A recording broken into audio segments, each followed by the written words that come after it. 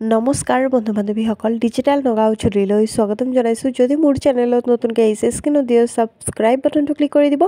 আজি মোৰ থাম্বনেইলটো চাই গম পাইছে যে শীঘ্ৰেই ৰেচনৰ সামগ্ৰী আপোনালোকে সংগ্ৰহ কৰক 1 জানুৱাৰীৰ পৰা 10 জানুৱাৰীৰ ভিতৰত আপোনালোকে কি কৰক ৰেচনৰ সামগ্ৰী সংগ্ৰহ কৰি লওক নহ'লে আপোনালোকৰ ৰেচন নাপাব 2 নম্বৰতে কৈছোঁ মহিলাসকলৰ বাবে বহুতেই ভাল খবৰ যে নতুন পদ্ধতিৰে অৰুণোদয় আঁচনি লাভ কৰিব পাৰিব কেনেকৈ অৰুণোদয় আঁচনি যদি আপোনালোকে এপ্লাই কৰে তেতিয়াহ'লে আপোনালোকৰ ইনকাম চাৰ্টিফিকেট নালাগে গাঁওবুঢ়া চাৰ্টিফিকেট নালাগে তো আপোনালোকৰ কি লাগিব একমাত্ৰ আপোনালোকৰ ৰেচন কাৰ্ড তো আপোনালোকৰ যদি ৰেচন কাৰ্ড আছে তেতিয়াহ'লে আপোনালোকৰ কি হ'ব আপোনালোকে লাভ কৰিব অৰুণোদয় আঁচনি বুজি পালে আৰু যোনে কি হৈছিলে যদি আপোনালোকৰ যিখিনি ক্ৰাইটেৰিয়া দিছে যে অৰুণোদয় আঁচনি লাভ কৰিলে ধৰক গাড়ী থাকিব নোৱাৰিব আৰু কিবা কিবি দিছে তো আপোনালোকৰ এইখিনি যদি আপোনালোকৰ আছে গাড়ী যদি আছে তেতিয়াহ'লে আপোনালোকে এপ্লাই নকৰিব আৰু যোনে ধৰক চৰকাৰী চাকৰি আছে তেওঁলোকেও আগতে কি হৈছিলে অৰুণোদয় আঁচনি লাভ কৰি আছিলে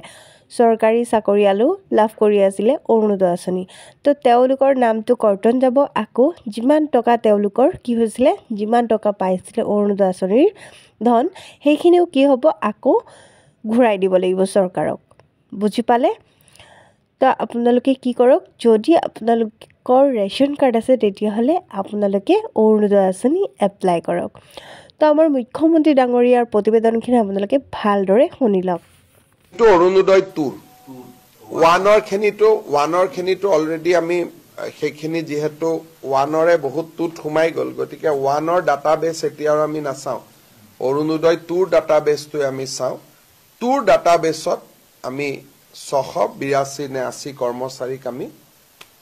অৰুণোদয় লৈ থকা আমি পাওঁ আৰু এওঁলোক নিয়মীয়া কৰ্মচাৰী যেটো 1 তাৰিখে দৰমহা পায় কোনো কন্ট্ৰাকচুৱেল চুক্তিবদ্ধ অংগনবাদী নহয়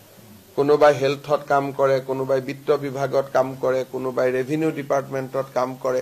যি প্ৰপাৰ গভৰ্ণমেণ্ট এমপ্লয়ী গতিকে তেওঁলোকে লৈ থকাটো আচৰিত আৰু কিন্তু লৈ আছিলে এইটো ক্ষেত্ৰত আপোনালোকে যথেষ্ট ষ্ট্ৰিক্ট মেজাৰ লৈছে কিন্তু তথাপিও মানুহে এইটোত মানে কৰি আছে এতিয়া অৰুণোদয় 3 স্যাৰ কিবা এনেইতো আজিকালি টেকনলজিৰ কাৰণে ললেও বহুত দেৰি ল'ব নোৱাৰে টেকনলজি ইমান ডিটেক্ট হৈছে ধৰক এজনৰ ঘৰত দুখীয়া নহয় কিন্তু ধনী এজনে ললে এতিয়া আমি ইলেক্ট্ৰিচিটি কনজিউম কিমান কৰে তাৰ পৰাও আমি ধৰিব পাৰো যে মানুহজন ধনী নে দুখীয়া আজিকালি নিয়ম বহুত হৈ গল যেনেকে আপোনাৰ ঘৰত 120 মেগাৱাট ইলেক্ট্ৰিচিটি কিলোৱাট আমি 120 ইউনিট খৰচ কৰো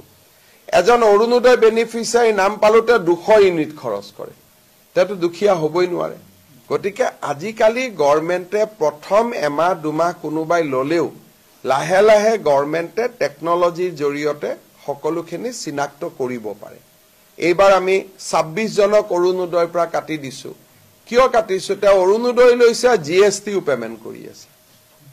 গতিকে জিএসটি পেমেন্ট কৰা মানুহটো অৰুণোদয় ল'ব নোৱাৰে দুদিন পিছত ইনকাম টেক্সৰ পৰা আমি ডাটাবেছটো আনিব পাৰো গতিকে ক্ৰছ চেকিং কৰাৰ আজিকালি বহুত সুবিধা আছে আৰু এই মেথডলজি বিলাক এতিয়া আমি এপ্লাই কৰি গৈ থাকিলে লিষ্টখন ক্লিন হৈ গৈ থাকিব এইখিনিয়েতো ঘূৰাই দিব লাগিব চৰকাৰী কৰ্মচাৰী সকলৰটো দৰমহাৰ পৰা আমি কাটি লম গতিকে এইখিনিয়েতো ঘূৰাই দিবই লাগিব 682 টো যিমান অৰুণোদয় চাকৰি পোৱাৰ আগৰখিনি আমি নলওঁ পিছৰখিনিতো ঘূৰাই দিবই লাগিব